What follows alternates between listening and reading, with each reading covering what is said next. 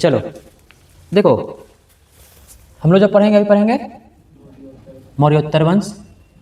तो मौर्योत्तर वंश में हम लोग देखेंगे मौर्योत्तर काल, सॉरी मौर्योत्तर वंश में मौर्योत्तर काल। मौर्योत्तर काल मतलब होता है समय, है ना।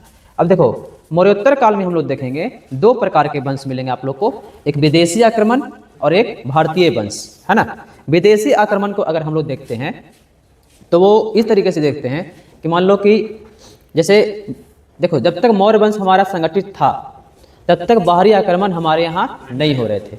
मौर्य वंश के स्टार्टिंग में एक आक्रमण हुआ था सेल्यूकस निकेटर का, पढ़ा दिया था आप लोग को। सेल्यूकस निकेटर हार गया था, हारने के बाद उसके बाद किसी भी विदेशी आक्रमण की हिम्मत नहीं हुई आक्रमणकारी की कि वो भारत पर आक्रमण कर दे। लेकिन जैसे जैसे मौर्योत्तर काल जो है समाप्त होते जा रहा है वैसे वैसे विदेशी जो है बॉर्डर पे आने की शुरुआत कर चुके हैं। बस एक ही प्रतीक्षा है कि मौर्य काल जो है, मौर्य वंश जो है खत्म हो और हम भारत में आक्रमण करें। बस समझे।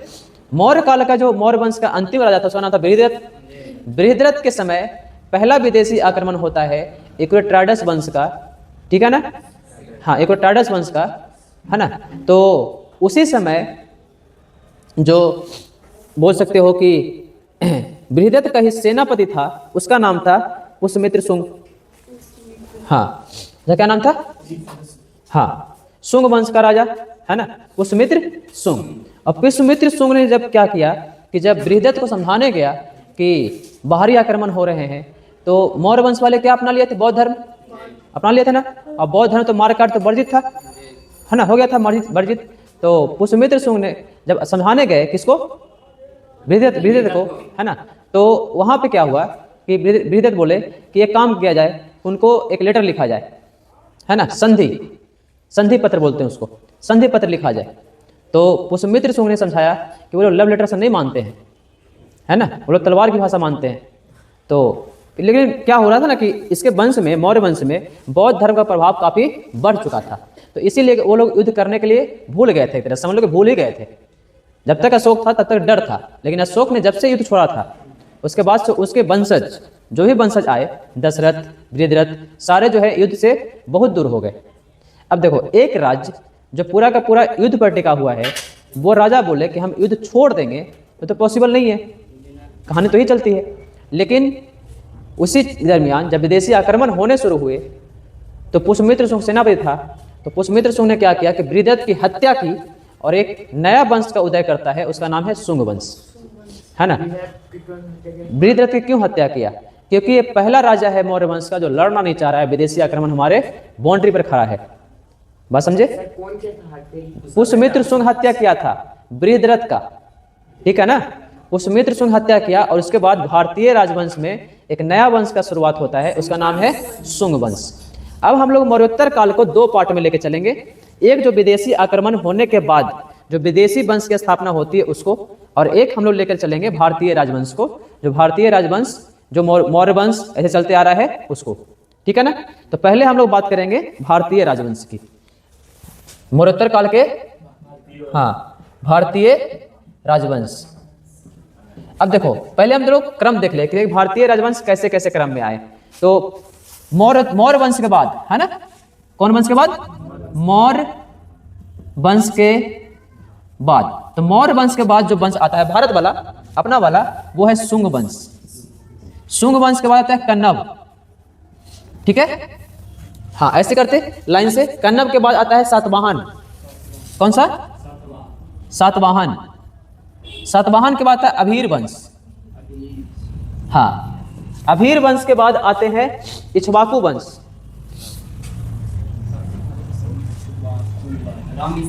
हाँ, इक्ष्वाकु वंश के बाद आता है चतुष्कर्णी वंश। चतुष्कर्णी वंश के बाद आता है ना, बृहद्रथ फला वंश।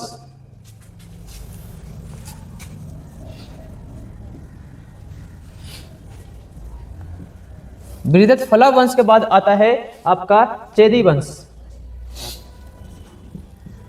और चेदी वंश के बाद आता है बकाटक वंश। तो हम लोग को इतने वंश के बारे में अभी हम लोग पढ़ेंगे जस्ट, ठीक है ना। चलो फटाफट लिखो इसको, उसके बाद हम शुरू करते हैं। हाँ,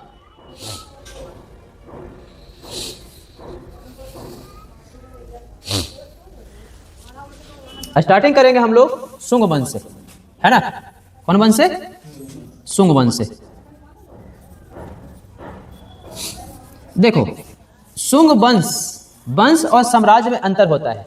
हम बोले थे मौर्य साम्राज्य लिखते थे ना, है ना, मौर्य साम्राज्य लिखते थे ना, फिर लिखते थे सम्राट अशोक, लगता है ना। अच्छा, एक होता है राजा, एक होता है सम्राट। तो सम्राट और राजा में क्या अंतर बताए थे? सम्राट मतलब वही वगैरह का करेगा था, उसका पत्नी का कुछ बोलते रहता है। सम्राट उसको बोलते हैं जो एक बड़ा राज्य का राजा रहता है ना, जिसके अंडर में आसपास के छोटे छोटे राज्य होते हैं।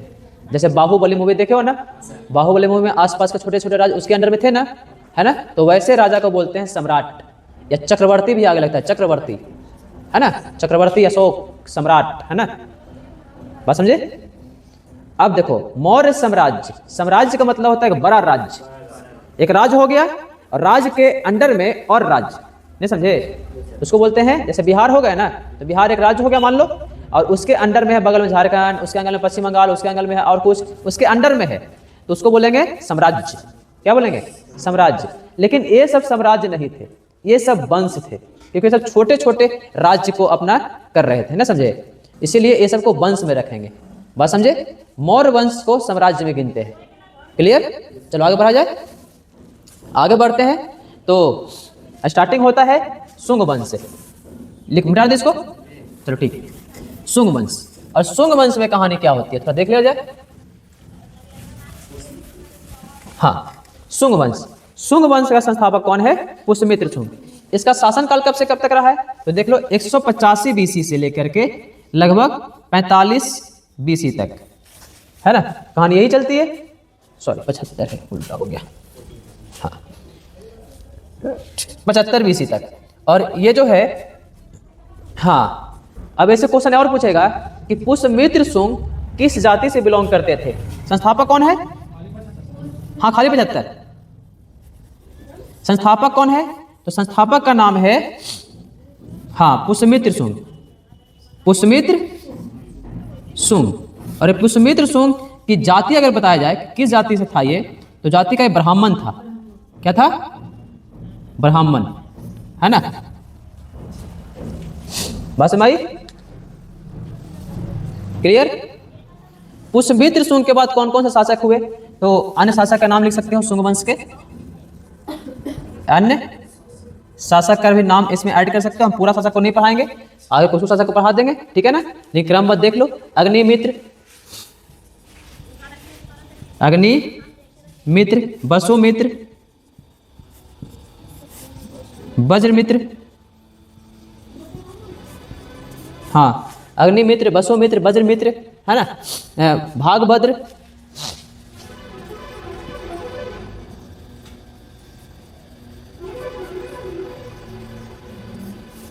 है ना। और एक और है भागवत और देवभूति, भागवत और देवभूति। क्लियर? तो ये इतने सारे जो हैं आपको क्या है, हाँ, अन्य शासक में आते हैं जो क्लियर है। हम लोग स्टार्टिंग करेंगे पुष्यमित्र सुंग से पढ़ना। तो हेड डाल लो, पुष्यमित्र सुंग। कौन? पुष्यमित्र सुंग। पुष्यमित्र सुंग का कार्यकाल लिख लो पहले। 185 से 149 तक रहा है ये। अब इसके काम धाम के बारे में पढ़ेंगे, है ना। हाँ,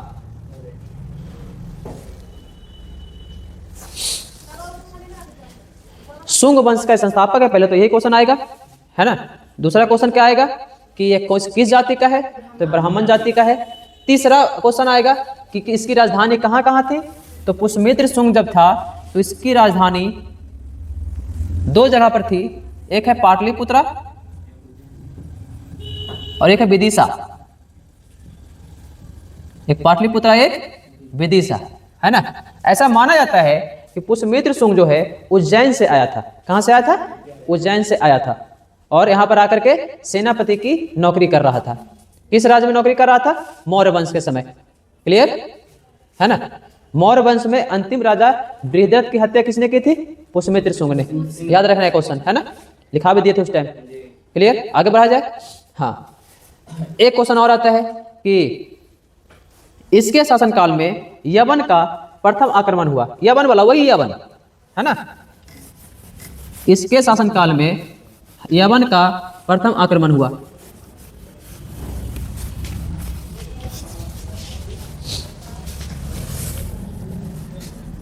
यवन का आक्रमण हुआ। यवन में दो वंश थे, आगे बनेंगे, एक यूक्रेटाइडस और एक डेमेस्ट्रियस। अब ये दोनों वंश जो है भारत में आकर के रूल करना शुरू करेंगे, है ना? एक किसकी गलती होगी? एक बृहद्रथ की गलती होगी, है ना? हाँ, ये पहला राजा है जिसने यवनों को बाहर की तरफ खदेड़ दिया था। लेकिन बोला जाता है ना कि अफगानिस्तान से बाहर इसको नहीं भेज पाए हम लोग। बात समझे? हाँ, अब बोलोगे सर तो यूक्रेटाइडस वंश, माउस इसका राजा है, आगे बढ़े पढ़ाएंगे तुम लोग को जब विदेशी वाला में आएंगे तो ये सब थे कौन? ये सब वही सेल्यूकस निकेटर के बेटा पोता सब थे। बात समझे? हाँ, सेल्यूकस निकेटर रहा था ना, उसके सब चेला, है ना, चपाटी सब वही सब थे उसी के।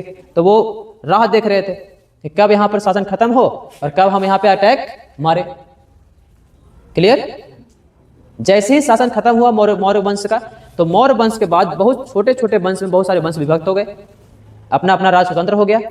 और यही तो चाह रहा था विदेशी वाले, जैसे ही अपना राज स्वतंत्र करे हम यहाँ पर अटैक करना शुरू करें। विदेशी को मौका मिला, अटैक करना शुरू किया। लेकिन एक राजा से पाला पड़ा उसको, किससे? पुष्यमित्र शुंग से। खतरनाक राजा था ये, पाटलिपुत्रा का गद्दी पर बैठने वाला राजा था। पाटलिपुत्रा की गद्दी पर बैठने वाला मौर्य वंश के बाद, बस रहे। और ये जो राजा बैठा तो फिर से वही काम किया, यवन को अफगानिस्तान तक ढकेल दिया, मतलब भारत से लगभग बाहर ही कर दिया। क्लियर, आगे बढ़ते। हाँ, हाँ, आक्रमण हुआ। इसने 2 बार अश्वमेध यज्ञ करवाए। हाँ, 2 बार अश्वमेध यज्ञ करवाए।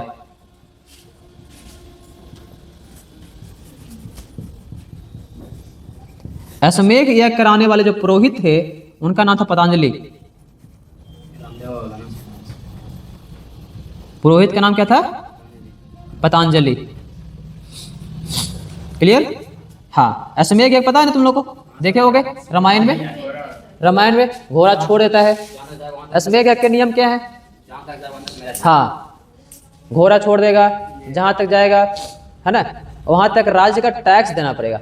मेरा नहीं हो जाता है, जैसे तुम अगर नहीं पकड़ो तो तुमको टैक्स देना पड़ेगा उस राज्य को, अपने संरक्षण में रखेगा वो राज्य, है ना। अगर तुम पकड़ लिए तो उससे फिर युद्ध करो।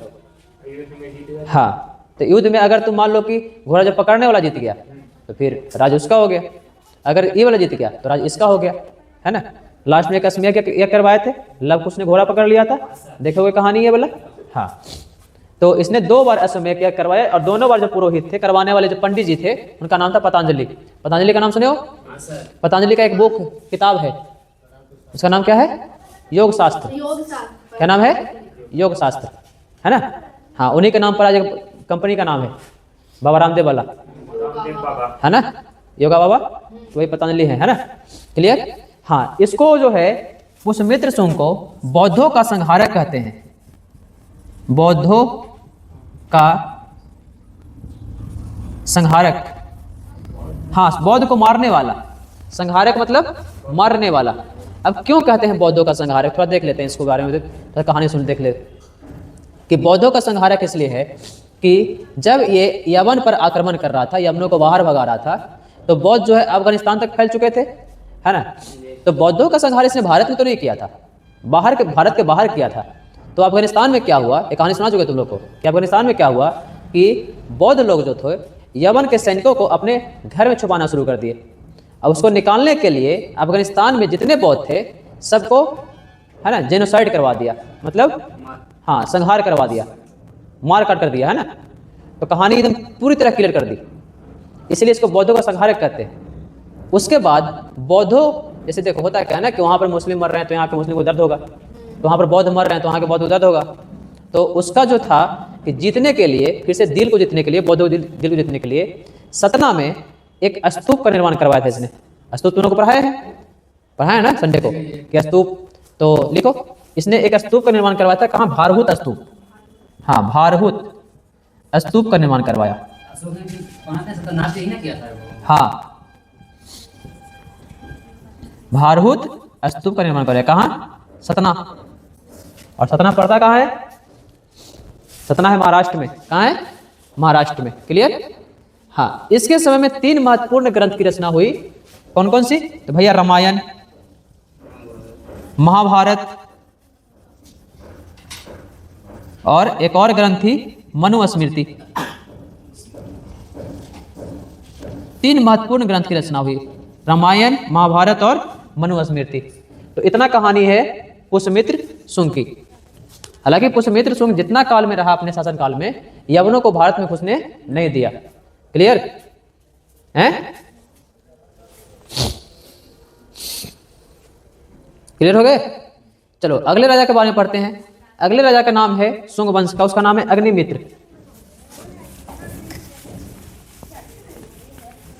अगले राजा जो हैं उसका नाम है अग्निमित्र।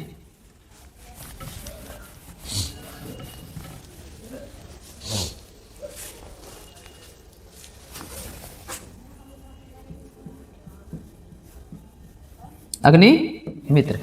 अग्निमित्र का शासन काल है 148 से 143 BC। कुछ BC। हाँ, देखो अग्निमित्र के शासन काल में एक महत्वपूर्ण कवि रहा करते थे या फिर लेखक रहा करते थे, उनका नाम था कालिदास। नाम सुने हो? हाँ, लिखो इनके समय का प्रमुख विद्वान कौन है? हाँ जी, कालिदास। और कालिदास ने एक किताब लिखी थी जो इस, हालांकि बहुत सारी किताबें लिखी थी कालिदास ने, है ना, लेकिन मेन रूप से जो किताब लिखी थी वो एक किताब इनके शासनकाल में लिखी थी, उसका नाम है मालविका मित्रम। कौन सी किताब? पूछा है? एकदम पूछेगा ही एकदम। हाँ, मालविका मित्रम एक किताब है कालिदास का जो अग्निमित्र के शासनकाल में लिखी गई है। क्लियर? तो एक महान, क्लियर हो गया यहाँ पर? हाँ, 5 साल ही। इसके बाद आते हैं भागवत। कौन है? भागवत। क्लियर? भागवत जो है इस वंश का 9वां राजा है। इसके शासनकाल की महत्वपूर्ण घटना यही है भागवत के शासनकाल की कि इसके दरबार में एक यात्री आया था, उसका नाम था हेरोडोटस। नाम सुना है? इतिहास का पिता बोलते हैं उसको, हेरोडोटस, है ना, इसको बोलते हैं इतिहास का पिता। इतिहास का पिता। हाँ, यूनान से आया था। किसके दरबार में? भागवत के दरबार में। ध्यान रखना, किसके दरबार में? भागवत के दरबार में। इसने एक स्तंभ का निर्माण करवाया था, उसका नाम है गरुड़ स्तंभ। इसने एक स्तंभ बनवाया। कौन सा स्तंभ? गरुड़ स्तंभ का निर्माण करवाया। अब देखो ध्यान रखना, एक गरुड़ स्तंभ का निर्माण करवाने का रीजन हो जाएगा कि शुंग वंश के जो पताका है, झंडा है, बस हमारी है, शुंग वंश का जो ये झंडा है ना, ये झंडे पर गरुड़ का चित्र होगा। ध्यान रखना। हाँ, बस समझे? जैसे हरेक का देखते हो, हरेक का पताका होता था, और उस पताके पर सूर्यवंशी तो सूर्य का चित्र है ना, चंद्रवंशी चांद का चित्र है ना, बस समझे? जैसे मौर वंश मोर का चित्र है ना, किसी का शेर का चित्र। तो ये पताका जो होता था ना, ये पहचान होती थी कि कौन सा सेना हमारे यहाँ आ रही है। बस समझे? कौन सा सेना बगल में खड़ी है। जैसे होता क्या था ना कि जैसे एक राजा युद्ध लड़ रहा है तो उसको साथ देने के लिए 4-5 राजा साथ में आते थे, तो सबका अपना अपना झंडा अलग अलग होता था। उसका झंडा अलग है, हमारा झंडा अलग है, इसका झंडा अलग है। सारे में क्या होते थे? चिन्ह होते थे। वो चिन्ह से पता चलता था कि किस देश का है ये, किस वंश का है ये। बस मई। हाँ, अंतिम राजा का नाम है देवभूति। अंतिम राजा है उनका नाम है देवभूति।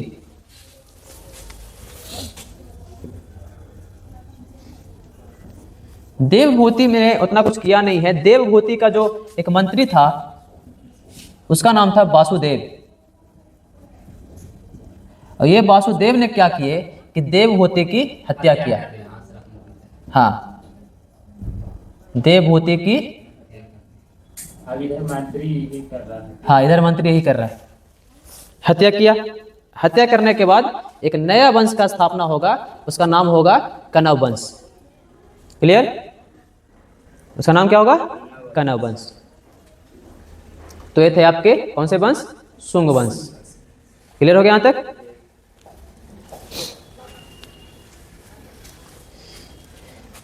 हालांकि छोटा वंश नहीं है बड़ा वंश, लेकिन इसके स्रोत हमको बहुत कम मिल पाते हैं।